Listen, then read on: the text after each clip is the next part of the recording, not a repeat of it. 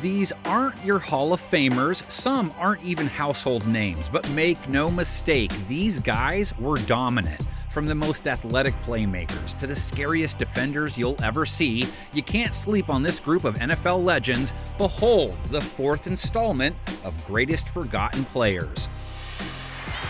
Here's McCaffrey going for Sterling Sharpe. Touchdown! Mikowski from the shotgun.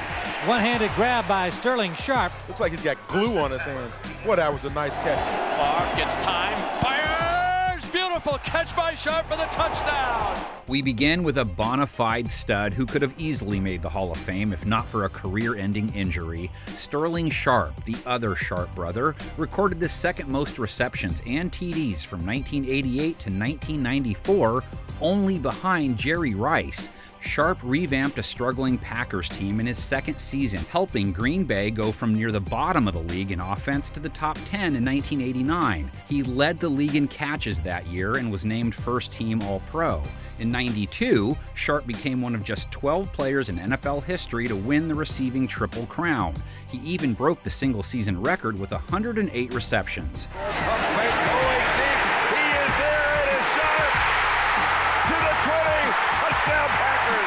Sterling Sharpe, he makes a fine grab of this one. And the short drop and the pass to Sharpe. He's fighting for the goal line and he's going to get there.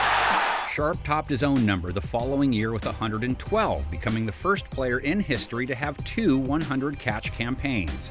Here's 2nd and 8. Favre has Sterling Sharpe, the first player in NFL history to have two 100-catch seasons and give him the game ball. If this guy's going to do it back-to-back, that is an amazing accomplishment. And if that wasn't enough, he paced the league with 18 receiving touchdowns in his final season. We can only ask, what if? Brian Westbrook is one of the most Philly athletes ever. Let's go, Lil Boots! After finishing his college career at nearby Villanova as the NCAA's all-time leader in all-purpose yards, Westbrook was drafted by the Eagles in 2002. Option. Look at this. Looking downfield. Westbrook right on the money. Here's Westbrook. Breaks it down inside the 40. Still on his feet. Westbrook. Wow. At the 25-yard line. And a pass behind the line of scrimmage to Mitchell so he can throw it. And leaping up is Westbrook for the touchdown. Bounces at the 21 and picked up by Westbrook. Westbrook on the return. Here comes Westbrook. He's got a lead. Here comes Westbrook going all the way. Touchdown, Eagles. Westbrook recorded a rushing, receiving, punt return, and passing touchdown during his 9-year career. The two-time Pro Bowler had the 5th most all-purpose yards in the NFL from 2002 to 2010. Westbrook was a key cog in the Eagles' playoff runs in the 2000s, helping Philly earn 4 straight NFC East titles. He posted 5 straight years of 1,000-plus scrimmage yards during that stretch. Philadelphia finished top 10 in total offense half the time Westbrook was there. His best season came in 2007 when he paced the league with over 2,100 total yards, earning a first-team All-Pro appearance. Westbrook set new franchise records for catches and scrimmage yards in a season. McNabb flips it to Westbrook. Look at that. Look at that. Unbelievable. Brian Westbrook has now gained more yards from scrimmage in a season than any player in Eagles history. The menacing Levon Kirkland is part of a long line of great Steeler linebackers. From 1993 to 2002, he recorded the 5th most combined tackles in the league. Pittsburgh's standard is championship football, right? So it's no surprise the hulking linebacker led the Steelers to 5 division titles. Come on, Tiger! Come on, Tiger! Come on! Was shaken up earlier, so White in there, 2nd down and 7, and the sack by number 99, Levon Kirkland. Tremendous crowd noise. O'Donnell with a quick out. Live ball was a kick by Levon Kirkland. It might have been. Play is live. Aikman blitz. Falls at the 25. The sack by Kirkland. He and the rest of the Steelers' D helped reinvigorate Pittsburgh into a powerhouse, finishing with a top 10 total defense 6 of his 8 seasons wearing black and gold. 2nd and 10, and it's Means, and Levon Kirkland. It's Levon Kirkland on the blitz, comes around, uses his speed, and makes the sack. Elway guns the ball, intercepted by Levon Kirkland. Turnover on the second play of the game. Kirkland closed his career in Philly, where he helped the Eagles reach the NFC Championship game. The two-time Pro Bowler finished his great career with over 1,000 combined tackles. Despite how great Arian Foster was during his 8-year career, one thing slowed him down: injuries. He wouldn't belong on our list if he played more than 2 full seasons, but from 2009 to 2016, Foster totaled the 5th most touchdowns in the NFL. Patrick with time, he fires and the catch is made, and Arian Foster takes it all the way for a Texans touchdown. Fourth and a foot and a half. And Arian Foster, nowhere to go, breaks a tackle, touchdown! Just got it off in time as Foster breaks down the sideline, uses his blockers, still going for the touchdown! And if you just look at his peak from 2010 to 2012, Foster comfortably led the league in yards from scrimmage and total touchdowns. With a gliding running style that often looked effortless, Foster helped lead the Texans to back-to-back playoff trips in 2011 and 12. And now it is Foster, cuts to the outside, and Arian Foster is inside the 20, the 10, to the goal line. That was remarkable, a one-handed stab. They pitch it to Foster, trying to get around the outside. Now he's going to throw it, end zone, touchdown! Foster dominated in 2010, the season that put him on the map. He led the NFL in rushing yards, scrimmage yards, and touchdowns, making first-team All-Pro along the way. Here's Foster. Oh boy, Foster down the sideline. Foster still running. Coach, put me in the game. Touchdown! A couple years later, Foster again led the league in TDs, earning his 3rd straight Pro Bowl appearance. A true Texans legend, he's the team's all-time rushing leader, and his 68 touchdowns top Houston's list as well. Brian Cox might have had a screw loose while playing. Yeah, here comes Cox over there looking for Gordon and Fulcher. Conduct, number 51. Williams blocking ahead of Foster. He's short. Yeah, they didn't gain anything. And look at the reaction of Brian Cox. So out of control, he bumps into the linesman. But that's one of the features that made him such a great player. Playing for 5 different teams over his 12-year career, Cox brought unparalleled aggression at the linebacker position. Sack, loose ball. Miami has it. And Aikman hit as he throws. It's a loose ball that is picked up in the end zone. Brian Cox living a dream right now. On first down, he's going to throw over the middle, intercepted. Brian Cox, touchdown! The 5th-round pick made a name for himself in Miami, recording 14 sacks in 1992. Credited Warren with a gain of yards. Sharpe hit from behind. Again, the football pops loose. 450 pounds. That may be his real thing. There is pressure in the shot. Cox says about himself, I'm not that big and I'm not that fast, but I do it on heart. He was named to the Pro Bowl that year, becoming one of only 3 players in history with at least 120 tackles and 14 sacks in the same season. All 3 of Cox's Pro Bowl seasons with the Dolphins were in playoff years. He joined Bill Parcells and the Jets in 1998, helping New York get to the AFC title game. Bledsoe carries out the play fake, and he goes down. There's number 7. Fiedler sacked at the 6-yard line. Brian Cox unabated to the quarterback. His AFC East tour continued in 2001, where he won a ring with the Patriots and even caught a pass from Tom Brady. Brian Cox has lined up as a fullback. How about that, a linebacker making a nice catch? All in all, one heck of a linebacker. Surely, Hines Ward is not a forgotten player in many minds, but we're still going to give the Steelers legend his flowers. Cordell, short set. Hines Ward almost picked, and then Ward's with a circus catch off the tip. Great concentration by Hines Ward. Well, here's Roethlisberger going for Ward. and he hits him in stride. Ward, with Samuel losing his footing, is going to take it all the way. Ward etched his name in Pittsburgh history long before he became the franchise's all-time receiving leader.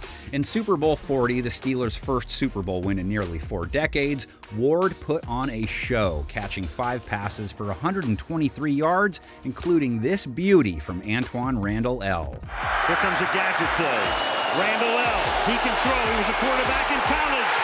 And he's thrown a touchdown to Hines Ward in the Super Bowl. Before his first Super Bowl win, Ward registered 1,000 receiving yards and a Pro Bowl appearance in 4 straight seasons from 2001 to 2004. He later helped Pittsburgh win its second Lombardi of the decade in 2008. Ward was a fantastic playoff performer, hauling in 10 touchdowns in 18 games. Frees himself, lofts it, gets Ward, and Ward is in for the touchdown. Right here, look at that. Oh, how do you stop so much momentum going one direction? The toss inside to Hines Ward. Touchdown. 2 Super Bowl wins, 6 division titles, and 8 playoff appearances in 14 seasons in the league. Not too shabby. And did we mention this guy was one of the best blocking receivers we've ever seen? Improvising. Heath Miller in stride, and Miller down the sideline. Hines Ward, probably the best blocking wide receiver in football. Ward ended his career with over 12,000 receiving yards, putting him in the top 30 in NFL history. Former Eagle, Niner, Raider, and Buck, Charlie Garner was one of the most elite satellite backs of the Y2K era. As a dual threat, he accumulated close to 11,000 scrimmage yards in his 11 seasons. Garner's career started in Philly, where he posted a league-best 5.4 yards per carry in 1995 in his second season. To Garner. Garner looked, bounces to the outside 50, 45-40, 35-30, 25-20. Garner at the 10, 5. Garner for the touchdown! Garner catches the corner and then just pure speed. He helped power a top 10 rushing attack in 4 of his 5 seasons in Philly, and that trend didn't stop when he bolted for San Francisco in 1999. As the 49ers lead back, Garner set a career high with 1,229 rushing yards. Most of them unsuccessfully. They are gashing, just gashing that Redskin defensive line. The Cardinals are known for this, having to come from behind. And this is Garner, and look at Garner, who was in nobody's camp in July for the touchdown. He was even better in 2000, making his lone Pro Bowl appearance, close to 1,800 yards from scrimmage and 10 scores. Garcia drops, here comes the blitz. Oh, what a catch by Charlie Garner. A diving touchdown catch by Charlie Garner. Garner then took his talents across the Bay, contributing to a Raiders resurgence in the new millennium. He had his most productive year ever in 2002, racking up over 900 rushing and receiving yards as Oakland won the AFC Championship. 3rd and 8. Can the Steelers defense get off the field? Garner. No. What a move by Charlie Garner. Holy cow, what a run. 40, 30. He must have made 4 moves that just left people flat-footed. Inside the 31. Good block by Sims. Time for Gannon. Right down the middle. It's caught by Garner. It's a foot race, and he's in for the touchdown. From 1999 to 2002, only Marshall Faulk had more total yards than Garner. How many players can say they started their career with 3 straight first-team All-Pro seasons? Well, that's just what tight end Keith Jackson did from 1988 to 1990. Jackson there to make the catch, and boy, he is running with authority here. On the 27, here come the Giants. McMahon is able to escape and then throws deep, and the pass is caught by Keith Jackson. And Jackson is inside the 10 for a touchdown. LT looked upfield to see what was happening, and Jackson takes it in. Starting out in Philly, K-Jack helped the Eagles make 3 straight playoff trips. He led all tight ends in receptions and yards in 1988, also tying for first in touchdowns. Cunningham's pass is caught again by Jackson. Jackson goes in for the touchdown. The following season, he again paced the league in receptions among tight ends on his way to one of his 5 Pro Bowl selections. Jackson went from catching passes from Randall Cunningham to Dan Marino after he signed with Miami in 1992. Well, he's earned it. Down the middle again, great catch. Jackson stays on his feet. Touchdown, Miami Dolphins. Marino toward the end zone. Touchdown, Keith Jackson. 26 off the wall. Beautiful fake. And then Marino. The tight end, Keith Jackson. He helped the Dolphins win 2 division titles and tied for the most touchdowns among all tight ends from 92 to 94. Next came a stint in Green Bay, where he became one of Brett Favre's favorite targets for their 1996 Super Bowl season. Packers going to want to try and score. Favre fires downfield. Jackson again. Jackson scampers in. His 3rd touchdown of the first half. In his final year in the league, Jackson led the Super Bowl champs in TD catches. No tight end had more receiving yards from 1988 to 1994. Simeon Rice was built different. Defensive Rookie of the Year in 1996 and 8 seasons with double-digit sacks. It doesn't get more dominant than that. Play action by Dave Brown with the rush coming in the sack. Aikman with good protection. No! It breaks down, and Simeon Rice got to him. In fact, from 1996 to 2005, nobody recorded more sacks than Rice. He registered a career-best 16.5 QB takedowns in 1999, making his first ever Pro Bowl. 3rd and 4, they need to get to the 19. The ball is out again. Simeon Rice. Simeon Rice has great speed. He's a heck of a pass rusher. The pass rusher extraordinaire had nearly 1/3 of Arizona's sacks during his time in the desert. After wreaking havoc with the Cardinals, Rice joined the Bucs, making Tampa's vaunted defense even more dangerous. It's the 2nd week in a row that Simeon Rice has done that and knocked the ball out of the quarterback's hand. They can get it first at the 7. Garcia, and that's picked off. Simeon Rice. Team Sharpe in trouble. The ball is loose. It's a fumble and a recovery by Tampa Bay and a touchdown. He was the cherry on top of the sundae for a defense that featured 4 Hall of Famers. Rice helped Tampa register 5 top 10 defensive units. He dominated in their Super Bowl 37 win over the Raiders, accounting for 2 sacks. 2nd and 10, little pump fake, and then he has to cover up, and down he goes. That's Simeon Rice. Rice finished in the top 5 in sacks in 5 of his 12 seasons played. He even held a share of the league lead with 6 forced fumbles in 2003. Get him in the Hall already. Most know George Rogers as South Carolina's first and only Heisman winner, but others know him as a rookie phenom. Dave Wilson, an end around reverse, fake. It's faked, and here he goes. George Rogers, he's going to take it all the way for the touchdown. The first overall pick in the draft rushed for a then rookie record of 1,674 yards in 1981. Still a Saints single-season high, by the way. Rogers finished atop the NFL in carries and rushing yards in that sensational debut season, but he didn't stop there, averaging 96 rushing yards per game over his first 3 campaigns. Wilson with the quick draw. Rogers was a tremendous cut. Rogers runs over people. He's still on his feet. Rogers being chased. The 30, 20. George Rogers went coast to coast. George Rogers. George Rogers. Look at him go. Look at him go. There you saw the Heisman Trophy winner, George Rogers, doing his thing. Rogers left the Bayou after 4 years to join Washington. In 1985, he and John Riggins spearheaded the 2nd-best rushing attack in the league. In the following season, Rogers scored 18 rushing touchdowns, tops in the NFL. And it's Rogers. Rogers pounds into the end zone. Rogers will have the first down and more. He'll have a touchdown. From 1981 to 1987, he had more total touchdowns than Hall of Famers Walter Payton and Tony Dorsett. He went out as a champ, winning Super Bowl 22 with Washington. Trent Green made a name for himself in Kansas City, but what if he hadn't been injured in the 1999 preseason?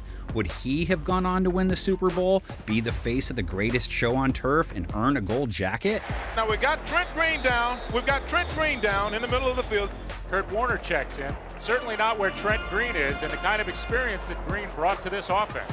Despite Green's altered fate, he still became a successful NFL QB. It took him a little while though. As a late-round pick in 1993, Green bounced around before landing in Washington, where he didn't become the starter until 1998. Comes out, Green going deep into the corner for Westbrook. He's got it.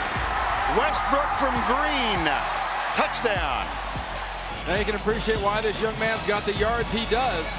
The Rams saw enough of him to sign him ahead of that '99 season. While he missed that Super Bowl campaign, Green filled in admirably for Kurt Warner in 2000. Trent Green drills it. Touchdown. Yeah. Trent Green going deep. He's got a man. Touchdown. He reunited with Dick Vermeil as the undisputed starter in Kansas City. Green guided the Chiefs to 2 playoff appearances, including an AFC West title in 2003. Right down the seam, a perfect strike to Dante Hall. 3rd and 12, and you're right. There's a block by Welburn. Green moves up. He's looking for Parker. Caught for the touchdown. Big interception touchdown. Now Green. He's going for the long one for Kennison. He's got him at the 10, the 5. Touchdown to Kansas City with an incredible victory in Green Bay today in overtime. From 2001 to 2005, only Peyton Manning had more passing yards. The 2-time Pro Bowler quarterbacked a top 5 scoring offense on 3 occasions in a prolific era of Chiefs football. Nowadays, Green graces your TV screens as a color analyst for the NFL on CBS. Remember Stephen Davis, too? Oh, good. Played against him in the Super Bowl in 03. If Tom Brady remembers how good of a running back Stephen Davis was, you should too. Davis started his career in Washington, where he spent 7 seasons working his way from the bottom of the depth chart to one of the league's best backs. Straight ahead is Davis. Still on his feet, and he's gone. If he's not down, that's a touchdown. They didn't blow a whistle. That is a touchdown. That is a touchdown. 3 wide receivers on 2nd and 10. The pitch back to Stephen Davis. Here's a first down and more. Into Bears territory. Davis with 1 man to beat. Tom Potter, and he will take it all the way. His first 1,000-yard season came in 1999 when he helped power the league's 2nd-ranked offense to an NFC East title. Davis topped the NFL in rushing scores that year with 17 and led the league in yards per game. In an elite stretch from 1999 to 2001, only Curtis Martin had more total rushing yards. Right that as it goes to 2nd and 7, and a big hole for Davis. 1 man to beat. Ryan Wilson, and he can't get him. Touchdown, Davis. He's starting to cover the screen. Yeah.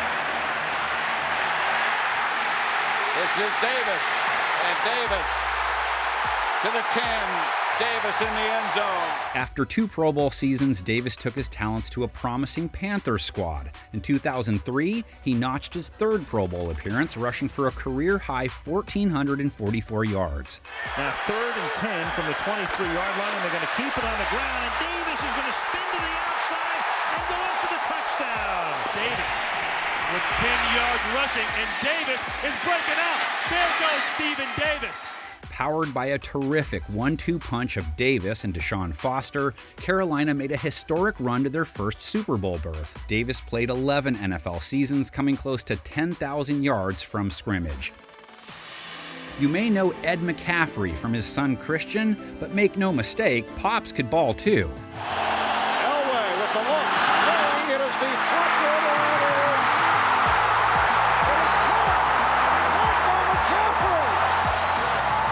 Talk about sticking it out. McCaffrey's NFL journey was anything but typical. He played sparingly with the Giants in his first 3 years, then rode the bench in San Francisco during their '94 title run. He didn't find sustained success until he landed with John Elway in Denver. Elway. He is so quick. Goes to the end zone. Has his man touchdown. Ed McCaffrey finally gets free, and watch him go up, ball behind him, and makes a nice catch. He won his 2nd Super Bowl in 1997 and had his first 1,000-yard season at the age of 30. How often do you see that? McCaffrey was one of only 7 players with 40 or more receiving touchdowns from 1996 to 2000. Elway underneath. McCaffrey, what a catch! Oh, my! 3rd and 15 as he has to reach down for a bad snap. Going deep for McCaffrey, who gets out in front. Beats double coverage. McCaffrey to the end zone. Touchdown. Under pressure. Flips it upfield to McCaffrey. Makes the catch. McCaffrey. A heck of an effort. McCaffrey breaks away from everybody and scores for Denver. He added 2 more 1,000-yard seasons in one of the league's best offenses, even after Elway departed. McCaffrey's best season came in 2000, when he had the 3rd most catches in the league and set a career high with over 1,300 yards. What a job. Stop, find the open spot, makes the catch. And the bomb to McCaffrey. Complete. Go across the middle? No, he's not. Aaron Glenn goes for the pump fake, but really he goes for the route of Ed McCaffrey. Undersized cornerback Brent Grimes battled adversity as he navigated a path from Division II football to the NFL. Perhaps his ball skills convinced people he could get the job done. End zone. Intercepted. Stepping in front, Brent Grimes with the tremendous 40-inch vertical leap. Stabs that with one hand. Undrafted out of Shippensburg University, Grimes spent his first 6 seasons in Atlanta, where he picked off 11 passes from 2009 to 2010, the same amount as Hall of Famers Ed Reed and Charles Woodson. Mark Sanchez pass. He's intercepted. Oh, what an interception by Grimes! Atlanta had a top 5 scoring defense in 2010, winning the NFC South. Grimes signed with the Dolphins in 2013 and went on to produce 3 straight Pro Bowl campaigns. He finished in the top 5 in interceptions during his 3 combined years in South Beach, too. He'll throw. The quick throw to the outside, and it's intercepted. Going the other way is Brent Grimes. Grimes with blockers. Brent Grimes is going to take it. Coast to coast, touchdown. Grimes ended his career on the other side of Florida, playing for the Bucs. His 2016 season was masterful as he led the league in pass breakups and recorded his 3rd career pick 6. Oh, doctor. Tiptoeing along the sideline is Brent Grimes. Another legend in the Hall of Very Good. Ernest Byner is a name Clevelanders don't forget, infamously known for fumbling in crunch time in the 1987 AFC Championship. Most will say Byner cost the Browns the game, but the reality is Byner was why Cleveland could crawl back into that game in the first place, amassing 187 yards from scrimmage and 2 TDs. To Byner, well thrown. Ernest Byner, touchdown. Byner was a potent runner and receiver over 14 NFL seasons. In his time in Cleveland and later Washington, he compiled 5 straight seasons of 1,000-plus scrimmage yards. He fires it as Adams got it, juggled it, grabbed it, fumbled it, picked up by Byner. He's to the 40, he's to the 30, he's to the 20. Hard to believe. Touchdown. Byner.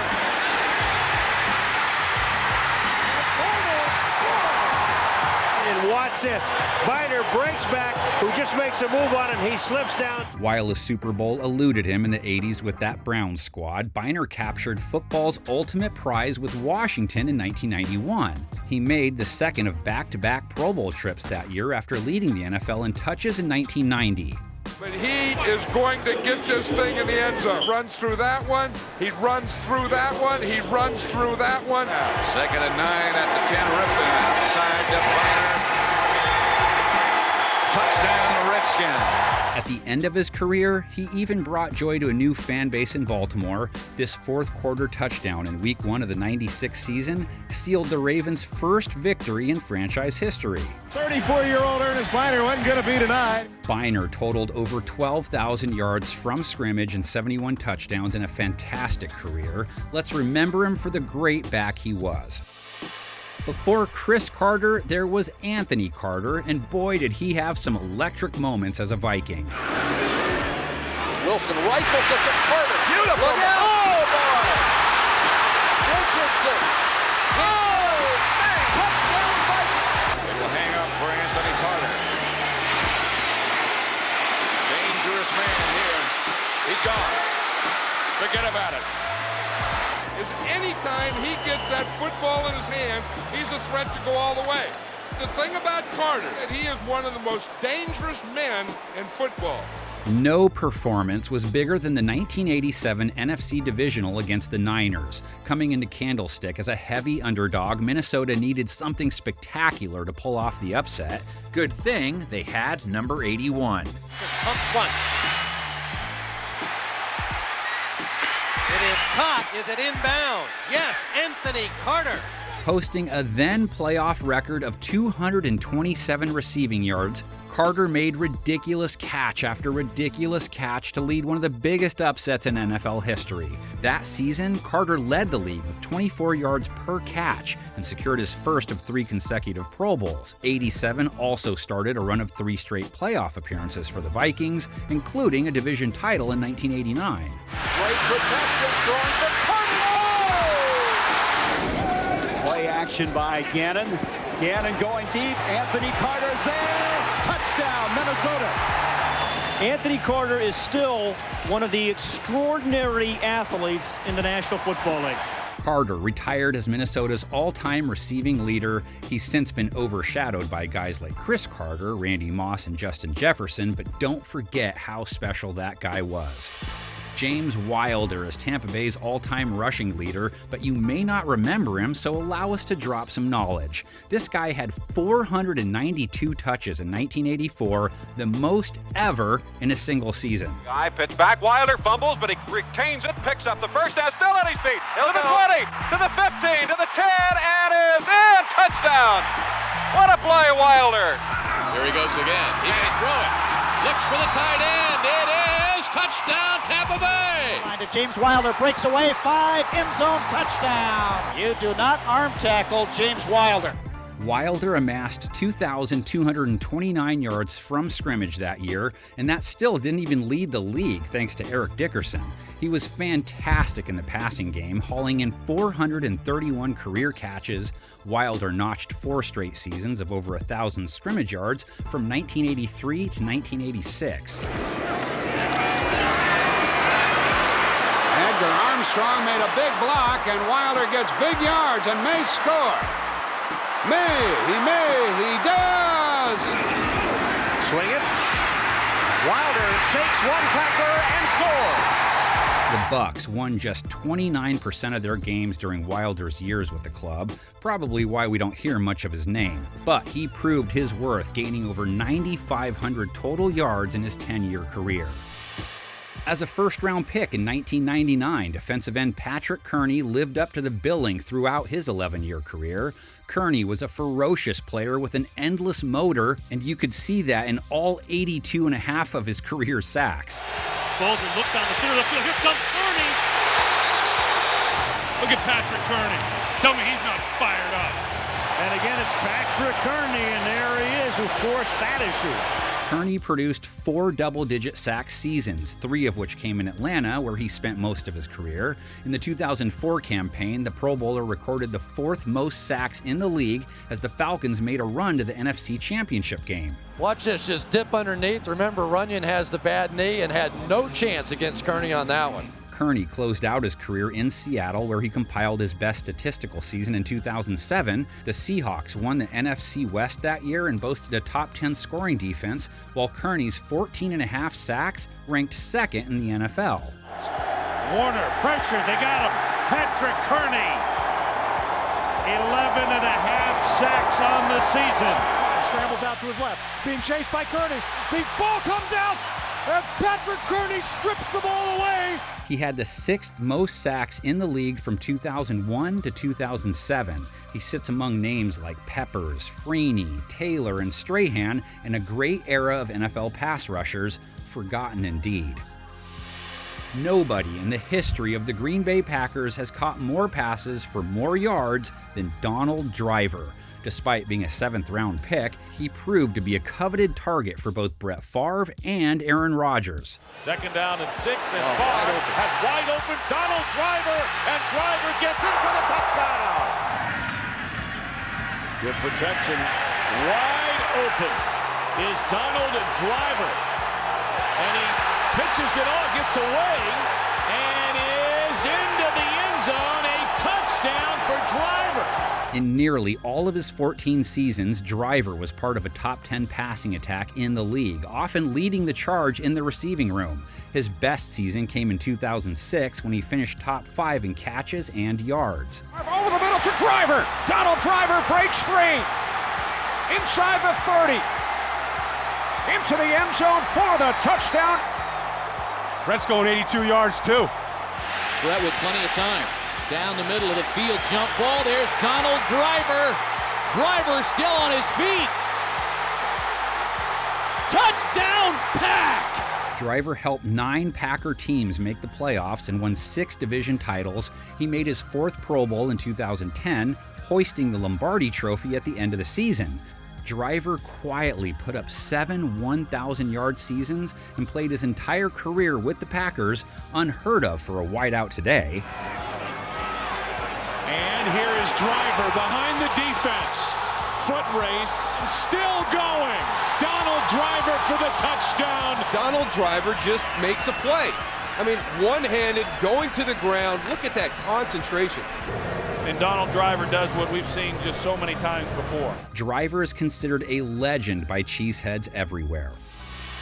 The Matthews family roots run deep in the football world, so it's no surprise Clay Matthews Jr. spent a whopping 19 years in the NFL.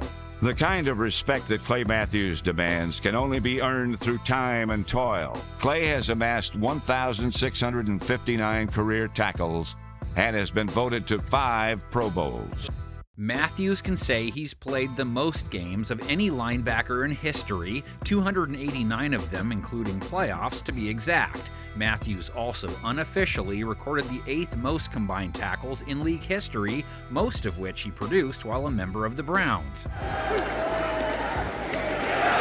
Warner is stopped by Clay Matthews. Clay Matthews on the outside. Walter out there trying to block. Matthews comes around and watch this. Boom! That ball is down. 3rd and 13 for Elway. And it's sack number 4 by the Browns. He was the backbone of Cleveland's defense for 16 years and led the NFL in total tackles on 3 separate occasions. Wright and Gash have been playing extremely well, and there's sack number 1, Clay Matthews. O'Donnell stands in. He throws. It's picked off by Matthews on the run. Matthews right in front of him. You're not going to fool him. He's been doing this too long. He forced the most fumbles in the league in 1983. Matthews' Browns made the playoffs 7 times, winning 5 division titles and making 3 AFC championships. He spearheaded a defensive unit that placed in the top 10 against the pass, the run, or in takeaways on 10 occasions.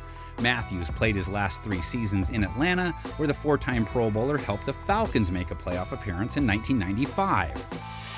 It took a while for Derek Mason's career to take off, but when it did, it was as consistent as it gets. The 4th-round pick established himself as a #1 receiving option for nearly a decade. But before that, he was a star returner. This is Mason from the 20. Midfield, and there he goes! 80 yards for the touchdown.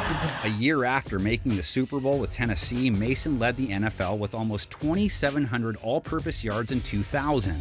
He finally began to blossom as a receiver in 2001. Mason recorded 8 1,000-yard seasons from 2001 to 2009. Mason, he's got it. Touchdown, Tennessee. McNair throwing. Finds a seam. Derek Mason trying to take it the distance, and he does. Flacco to throw out of his own end zone, coming deep down the near sideline. It is pulled in by Derek Mason.